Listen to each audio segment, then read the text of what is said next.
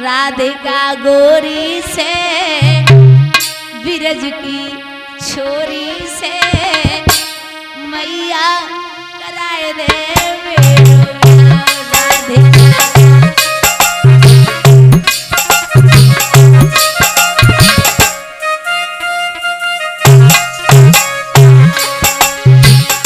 माँ बोली उम्र तेरी छोटी है, नजर तेरी खोटी है, कैसे कराए दूं तेरो प्यार राधिका।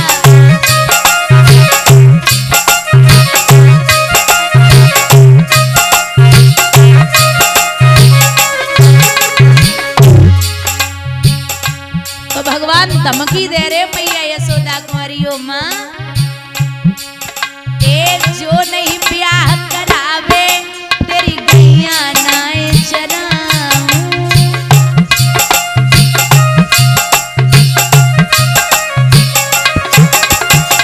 आज के बाद मेरी मैया तेरी देहरी पे ना आऊं।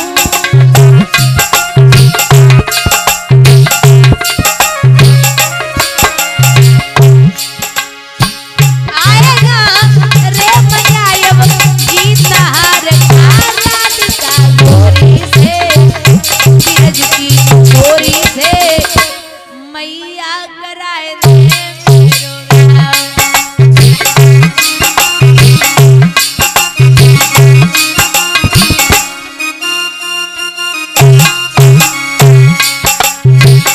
और माँ मैं तेरी गाय नहीं चराऊंगा, न तेरे घर का काम करूंगा।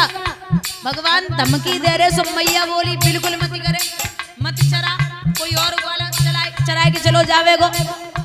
तो भगवान बोले धमकी तो काम नहीं कर रही। सो अब फुसलाए के भगवान बोले मैया देख ब्याह करा दे मेरा। क्यों? चंदन की चौकी पे मैया तो कौन बैठा हूँ।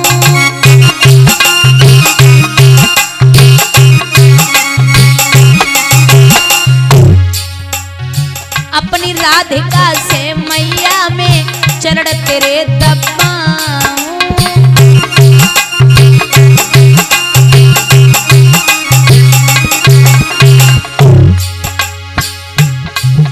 ए भोजन में बनवाऊंगा अब 56 प्रकार के राधिका गोरी से बिरज की छोरी से मैया कराए दे मेरो ब्याह।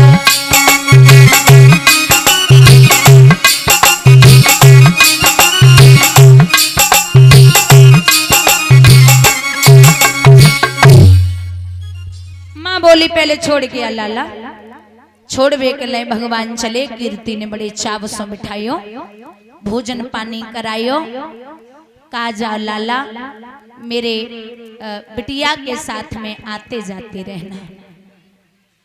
पुनः मेरे प्रभु वापस आए। इधर सूत जी कहते सौनकादिक ऋषियों सुबह जब हुआ तो सुबह सब सखियां राधा के खरक में बैठी। मैं निवेदन करूंगी बहुत ध्यान से सुनना बुजुर्गों। आपस में सखियां बात कर रही हैं। एक बोली ललिता बोली ओरी आली शंकर को खूब मनाओ है, उन मनमोहन के जिमावे को श्यामा को दूध जमाओ है। शीला बोली ओरी आली कोरी दोहनिया सजाई है, उन मनमोहन के जिमावे को दामा पे खबर पठाई है।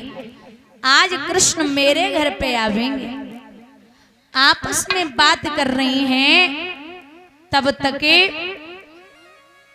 एक लंबो घूंघट मारे बहू बैठी बनाए बोल रही।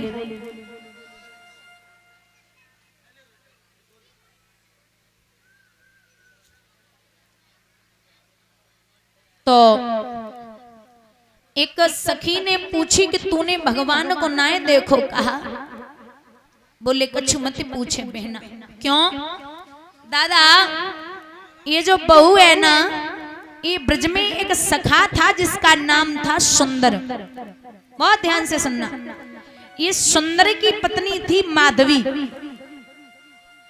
तो ये जो माधवी है, पहले विवाह होते थे तो 5 साल बाद विदा होती थी, तो माधवी की विदा 5 साल बाद ब्रज में हुई। लेकिन माधवी की मां ने यह कहकर के अपनी बिटिया को भेजा था कि तू पूरे ब्रज में किसी से भी बात करना, लेकिन एक कृष्ण नाम का ग्वाल होगा उससे बिल्कुल बात मत करना।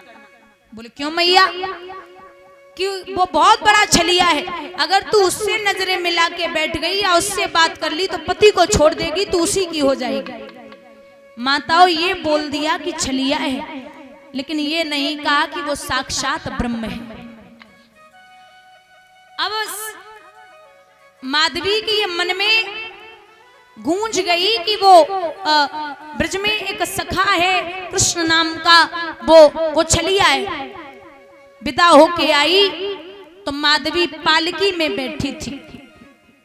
कृष्ण पहुंचे, भैया सुंदर भाभी से नहीं मिलवाओगे क्या? बोले जाओ, पालकी में बैठी है। तो कृष्ण हमारे जब माधवी से मिलने के लिए गए तो जाकर के पहुंचे, पालकी की पर्दा हटाई, घूंघट में थी। भाभी प्रणाम करता हूं, मैं आपका चेहरा देखने आया हूं, भैया सुंदर का मित्र हूं, आप मुझे चेहरा दिखाइए। तो माधवी चेहरा खोलने ही वाली थी, तब तक कृष्ण बोल पड़े, जल्दी खोलिए भाभी, मैं यशोदा का बेटा कृष्ण, मेरी गैया निकली जा रही। सो पहले तो इतना पड़ोरा लंबो डाल लिया। बोले जो तो वो ही है छलिया, जैसे मेरी मैया ने मना करी, जाको मुख ना दिखाने। भगवान तीसरी बार बोले, भाभी आप हमसे नाराज हो, तेरा चेहरा दिखाइए, मुझे देखना है। माधवी ने नहीं खोला। भगवान चौथी बार जवाब देते कि हे भाभी, मैं आपकी सौगंध खाता हूं, अगर कृष्ण को आज आपने अपना चेहरा नहीं दिखाया तो ये कृष्ण आपको कभी अपना चेहरा नहीं दिखाएगा। इतना कह के कान्हा चले आए। माधवी को 1 महीना हो गया ब्रज में। अब कहावत सुनी हो, वृंदावन में रहोगे तो राधे राधे। अब वो तो कृष्ण की मित्र की बहू है, भला राधा नाम या कृष्ण नाम कैसे कानों से बाहर जाए। रात्रि में जब भी सोती तो कानों पे हाथ रखती, कहीं कुछ करती। 2 महीने हो गए तो माधवी को देखा, भगवान बोले ये नहीं सुधरेगी, क्या करना चाहिए। माधवी रोज सुबह 5 बजे यमुना जी पे जल भरने जाती थी। आज का भयो बुजुर्गो, रात्रि के 1:30 बजे हमारे कान्हा ने आंख खुलवाई, सो मटकी लेके जमुना तट तक पहुंची, और ऐसी पहुंची माताओं। अब रात्रि के जो 5 बजे आते सुबह, वो रात्रि के 1:30 बजे कैसे जाए। सो अकेली पहुंची, जो मटकी रोज उठाती थी अकेले, वही नहीं उठ रही। अब चारों तरफ देख रही कोई आके उठवा दे।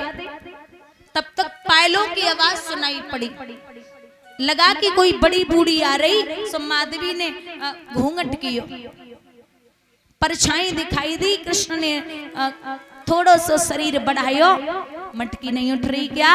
बोले नहीं। सो भगवान मटकी उठाए रहे, उठाते चले गए, उठाते हुए गए। इस प्रकार से माधवी को खड़ा करके चले आए। ऐसी खड़ी 1:30 बजे से 5 बजे तक ऐसी खड़ी रही। 5 बजे गोपियां आई, और ये बहना जो तो नई बहू है, अबे आई 1-2 महीने पहले, जाकू का बीमारी है गई।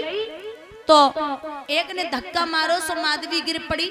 जमुना जी से जलायो, माधवी के मुख पे मारो, बहना मोह कौन लगे, जा पे कोई भूत को चक्कर रहेगा, उठा जाको। सो माधवी को बार बार जगाए रे। माधवी बोली, अरे यो बहना कारो सो है, मोर मुकुट है, होठन पे बंसी है, लकुटिया है, कारी कमरिया है, मोटे मोटे नैन है, अच्छे से प्यारी सी हंसी है, ऐसो रहे जाने मैंने जीवन में ऐसो ना है देखो। सखियां बोली मत बाबरी बनो, जहाँ पे कोई भूत को चक्कर ना है, भाई यशोदा को पूत चक्कर डाले के चलोगे। सो सब शांत है गए। अब दिन रात माधवी कृष्ण कृष्ण कृष्ण। लेकिन अब जब आई थी मायके से तो भगवान को चेहरा नहीं दिखाया था। तो भगवान ने कहा कि अब तुमने मुझे चेहरा नहीं दिखाया तो मैं भी नहीं दिखाऊंगा। एक बार नहीं दादा, 1,00,000 बार माधवी ने कोशिश की, लेकिन भगवान ने पलट के अपना चेहरा नहीं दिखाया। ये माधवी विचार करती है कि इस जन्म में अपना चेहरा आप नहीं दिखाओगे कोई बात नहीं, लेकिन मैं आपसे प्रण करती हूँ और ये वादा करती हूँ कि जब अगला जन्म लूंगी तो आपके दर्शन के बिना किसी और का चेहरा न देखूंगी और ना ही देखना पसंद करूंगी। यही माधवी द्वापर से कलयुग में आके हुई है। मीरा बोलिए गोविंद भगवान की।